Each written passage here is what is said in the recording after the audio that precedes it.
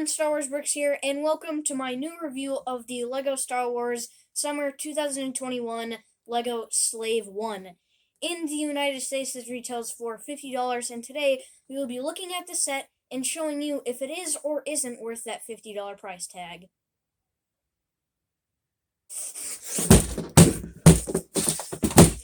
Here is the front of the box, and this of course just shows the Slave 1 in a really nice, just earthy kind of feel forest. And this is a box that is really good for display, I found, and it just looks really nice. And then here on the bottom you have your minifigures, which according to LEGO Star Wars designers are just a bonus. You get the Mandalorian and Boba Fett. And then your set info, which is of course 9 up, 75312 Boba Fett starship, not the Slave 1, and 593 pieces. And then on the back of the box, it just shows all of your contents and stuff, and the play features of the set. Here is the first minifigure, and in my opinion, just the main draw of this set, and this is of course Boba Fett. So this one is the Mandalorian Season 2 version, which of course is his nice matte green, kind of dark green look for his armor, and I think this looks really nice. His arm printing is extraordinary, and it's just something else. Like, it is really good, and this is one of the main reasons people love this minifigure so much. And of course, I really love that detailing on his arm there with the Mandalorian kind of logo. And his helmet is sadly just the same, nice leg printing, and of course feet printing, does get a blaster there. And then for the head, it is actually a really nice one that we haven't seen for Boba Fett at all. So sadly, you only get 2 minifigures in this set, and the second one is one that most people are probably going to have multiple of, and that is of course Beskar Mando. They have released Beskar Mando in plenty of sets this year, and if you're looking to buy the whole wave, you're gonna have a lot of them. I already, again, did a whole review on these minifigures a while back, and it's the same. And when I said if there was a Moff Gideon's cruiser, that Mando would have a face print, and he doesn't. And the Moff Gideon's cruiser, he doesn't. So sadly, just in this summer wave, he does not have it, and they give him a nice silver Beskar spear. The last thing that you build in this set is, of course, this little speeder. And so first start off with the bottom. Of course, they have these little 2x2 undersided tiles, so if you're playing on a wood furnished kind of table, it isn't going to scratch or anything. It's going to stay perfectly smooth. And then, starting up at the front, we have these 2 lights here. And this is for a minifigure to sit in there. And then you have this ladder, which is maybe to get to the cockpit of the Slave 1, but of course you can just do that with your imagination, because this actually doubles as a display stand, which we'll look at in a few minutes. But of course they just have 2 lights on the back here, and nothing really else. Now to the Slave 1 whole build, and this is really not as small as I thought it would be. Of course, it is actually really small because it is a $50 Slave 1, but I expected it to be this size because it's a downscaled Slave 1. Of course, it's not gonna be big. But we'll first start off with here. They do really nice slope bricks on either side, and in a nice dark red. And of course, we have a ton of stickers on these slope bricks here, which are over here on the end, but we'll get to those in a little bit.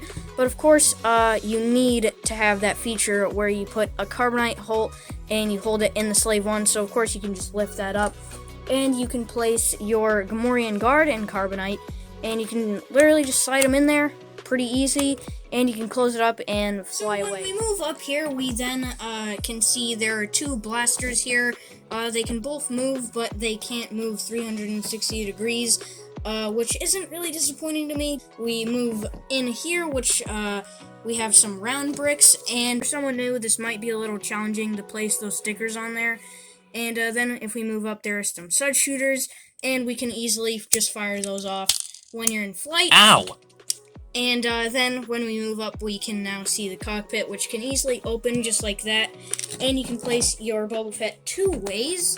So the way that he is in like a landing position is like this, but he then has to raise his arms up like that, and he just looks like he's, in a roller coaster or something. So personally, I don't like him sitting like that, and it's just in a flight mode, which I like the slave one in a piloting mode.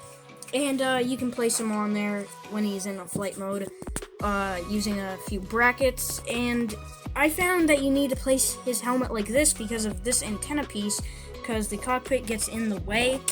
Because when you place it down, his antenna piece will get, smushed and it'll break off. So you're gonna need to place his helmet like that, or else it just won't work. And then when you move into the wings, we can also see that they rotate pretty nicely. And of course, these will rotate like this, but I found that I manually need to do it because the friction is a little too much, and also the wings are kind of fragile at the same time. So that's how the wings work. It's pretty nice. And then if we move on to the back, if we want to put it into a flight mode, you can actually, there's a carry handle here, and you can just grab it and hold it, and you can fly it off, which I think is a really nice inclusion, but at the same time, I think it's kind of pointless. If you have a downscaled, Slave 1, why not just pick it up like this? I found it's just much easier to do it like this. And then we have this 2x2 sand green tile, which can also work as a display sand. So what you do is you place the bottom on this cheese slope here, and then you place it like there, and you have yourself a really nice display sand, which I think is game changer for this Slave 1. LEGO hasn't really done this with their playsets at all, and I think it is just a really nice inclusion, and how they went by it is just really nice, only using this ladder piece. Just really amazing, but of course it isn't the strongest connection because it can fall down really easily. Here is a quick side-by-side of both Carbonites here. As you can see, this is the one from the Slave 1, and these are the two from the LEGO Star Wars Razor Crest that came out last year in September. So as you can see, of course, these two from the Razor Crest are actually lighter in a gray, as with this one, it's more like a gunmetal gray kind of color, and of course this one is a Gamorrean Guard. So that is all I have to do for the review, and now to my personal opinion. If you don't have any Slave 1s, I would really consider picking this one up. Not because of the minifigures so much, maybe if you want that exclusive Boba Fett, but you have other Boba Fetts, then sure, you can get this, but I would pretty much consider this for people who don't have a Slave 1. Because it is just really small, it's really affordable. More the reason I got is because it was really affordable. I think the carry handle was kind of useless. They could have added, seismic charges or something to that.